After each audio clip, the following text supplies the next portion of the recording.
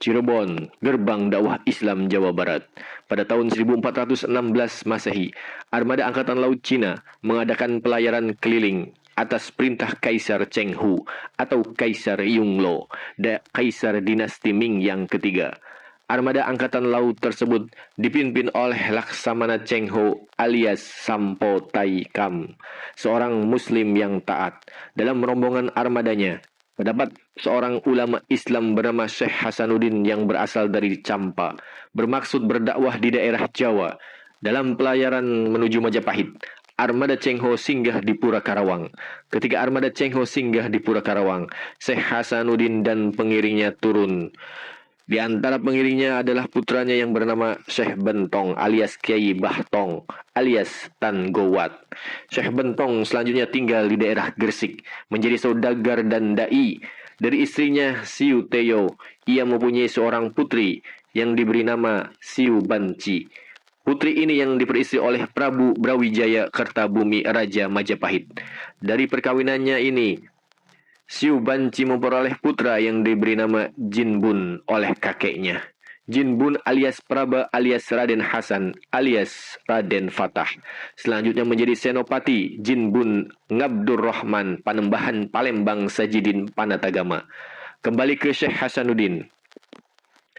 Setelah beberapa lama tinggal di Pura Karawang, berjodoh dengan Ratna Sondari, putri penguasa daerah Pura Karawang, yaitu Ki Gedeng Karawang.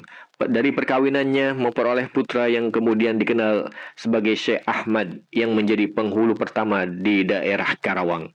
Seizin Ki Gedeng Karawang, juga atas izin Sang Mahaprabu Niskala Wastu Kencana, penguasa kerajaan Sunda Pajajaran pada waktu itu, Syekh Hasanuddin beserta pengiringnya mendirikan pesantren yang diberi nama Pesantren Pondok Kuro. Diberi nama demikian karena mengutamakan pendidikan Al-Quran, sehingga beliau pun dikenal dengan Syekh Kuro. Pondok Kuro menjadi pesantren tertua di Jawa Barat.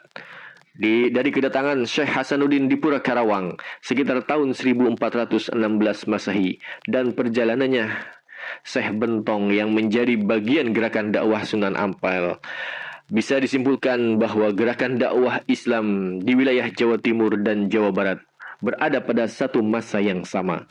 Pesantren tertua lainnya terletak di kaki bukit Amparan Jati yang disebut Pondok Kuro Amparan Jati, yang didirikan oleh Syekh Datuk Kahfi. Syekh Datuk Kahfi adalah cucu dari Syekh Maulana Ishaq yang bergelar Syekh Awalul Islam alias Syekh Wali Lanang. Syekh Datuk Kahfi datang ke Cirebon hampir bersamaan waktunya dengan Syekh Hasanuddin, yang yaitu sekitar tahun 1400-an. Di antara murid Pondok Kuro yang menuntut ilmu yaitu Pangeran Walasungsang dan adiknya Rara Santang, cucu dari Ki Gedeng Tapa, penguasa kerajaan Singapura Muara Jati Cirebon. Oleh Syekh Datuk Kahfi, Pangeran Walasungsang diberi nama panggilan baru yaitu Samadullah. Atas perintah gurunya, Samadullah ditugaskan untuk membuka perkampungan baru untuk mensyiarkan agama Islam. Selanjutnya, Samadullah pada tahun 1445 Masehi dengan dibantu oleh 52 orang penduduk membuka perkampungan baru di hutan pantai Kebon Pesisir yang diberi nama Cirebon Larang atau Cirebon Pesisir, yang sekarang tempat itu dikenal dengan daerah Lemah Wungkuk. Samadullah terpilih menjadi Pangraksa Bumi dengan julukan Ki Cakra Bumi, atau dijuluki pula sebagai Pangeran Cakrabuana. Selanjutnya, Samadullah menunaikan ibadah haji, bermukim di Mekah selama 3 bulan, berguru kepada Syekh Abdul Yazid. Syekh ini memberi nama baru, yaitu Haji Abdullah Iman. Sekembalinya ke Cirebon, Haji Abdullah Iman terpilih menjadi kubu kedua di Cirebon Larang dan mendirikan keraton yang diberi nama Keraton Pakungwati, serta membentuk tentara kerajaan Cirebon. Cirebon Larang dengan Keraton Pakungwati menjadi kerajaan Islam pertama di wilayah kerajaan Pajajaran, dengan Haji Abdullah Iman atau Pangeran Cakrabuana sebagai raja daerah dengan gelar Sri Mangana.